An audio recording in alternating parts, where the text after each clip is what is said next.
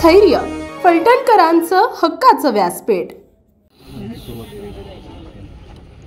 फलटण शहराच्या एकंदरीत सगळ्या डेव्हलपमेंटसाठी, तरुण पिढीच्या डेव्हलपमेंटसाठी आम्ही फलटण शहराच्या जागा या ठिकाणी शोधत होतो की कुठं आपल्याला जागा मिळते। आणि हा सातबारा समोर असा आला, ही जागा सरकारी। आत्तापर्यंत काही लोकही सांगत होते की जागा आमच्या मालकीची, अशा पद्धतीची या ठिकाणी बनलेला होती, पण ही जागा सरकारी निघाली।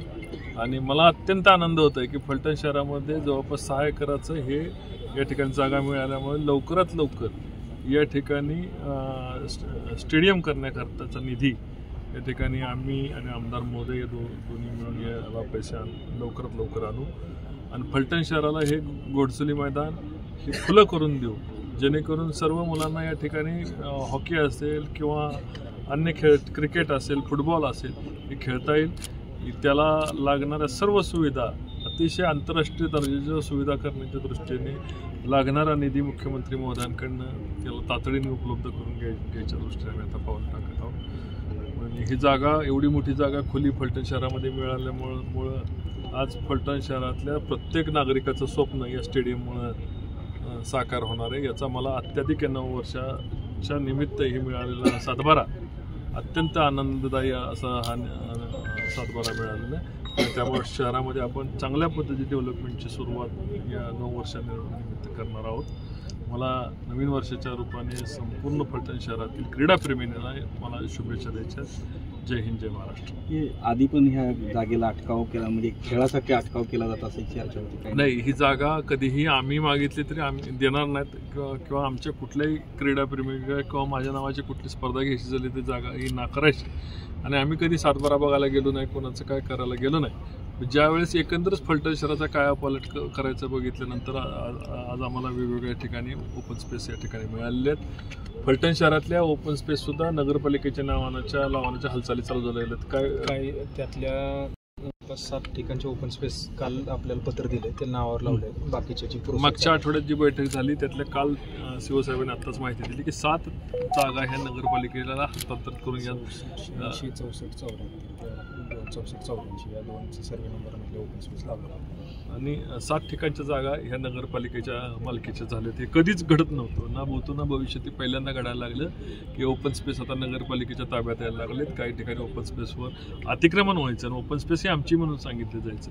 तसंच एक घोडचली मैदान हे कलेक्टर सातारा या ठिकाणी सरकारच्या नावे असणारी सुद्धा आमच्या प्रायव्हेट प्रॉपर्टी अशा प्रकारचं सांगण्यात यायचं। आज फलटण शहराला ही जागा खुली करताना मनस्वी आनंद आम्हाला या ठिकाणी आहे आणि याच ठिकाणी लवकर स्टेडियमची उभारणी करण्यात येईल अशा प्रकारची ग्वाही आम्ही देतो। तांत्रिक काय अडचणी या ठिकाणी तपासणं आवश्यक आहे, पण मला वाटत नाही की काय अडचण असेल, आणि असली तरी आमदार महोदय या ठिकाणी पुढाकार घेऊन दूर करतील असंही मला खात्री आहे। जय हिंद, जय महाराष्ट्र। निवडणुकीनंतर बऱ्यापैकी मौन ठेवलेलं आहे, प्रसार माध्यमांसमोर पण येत, वेळ आल्यानंतर बोलू असं सांगितलं होतं। आता त्यांची वेळ कुठली वाट बघतं त्याची मला काय कल्पना नाही।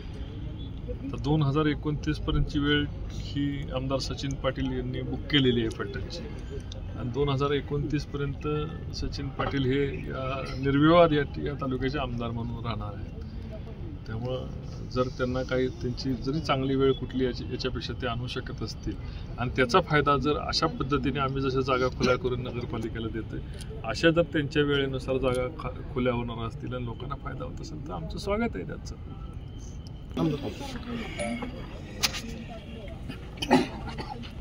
काही नाही, आज एक मैदानाच्या अनुषंगाने एक वेगळा निर्णय होतोय।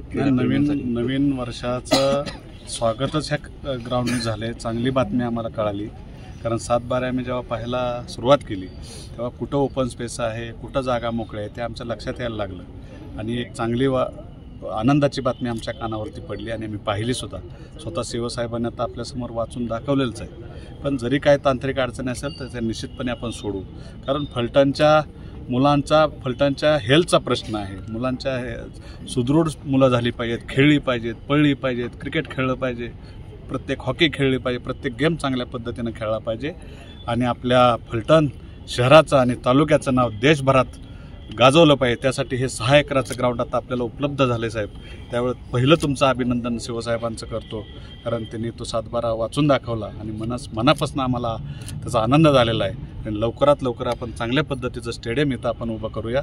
त्याला लागणारा निधी निश्चितपणे आम्ही CM साहेब असतील, आमचे लाडके माझ्या पक्षाचे नेते अजितदादा पवार साहेब असतील, त्यांच्या माध्यमातून आपण पाहिजे तेवढा निधी या स्टेडियमसाठी उपलब्ध करून देऊ. एवढाच शब्द मी निमित्ताने फलटणकर आणि फलटण तालुक्याला देतो.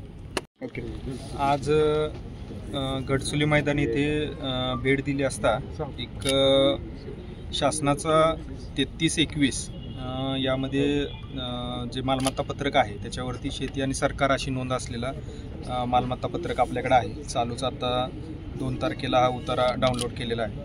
तर त्यानुसार ही जी गडचुली मैदान आणि त्याच्या आजूबाजूचा परिसर आहे ती पूर्ण सरकारची जागा होती. तर त्यामधली 6 एकर आणि 2 गुंठे ही जागा जवळपास 29/6/2002 यावेळेस नोंद करून ती सचिव फलटण एज्युकेशन सोसायटी यांच्याकडे प्रतिवर्ष 1 रुपया याप्रमाणे 15 वर्षाच्या मुदतीसाठी दिल्याचे आणि त्याची नोंद केल्याचं असं एक आपल्याकडे उतारा हा आहे.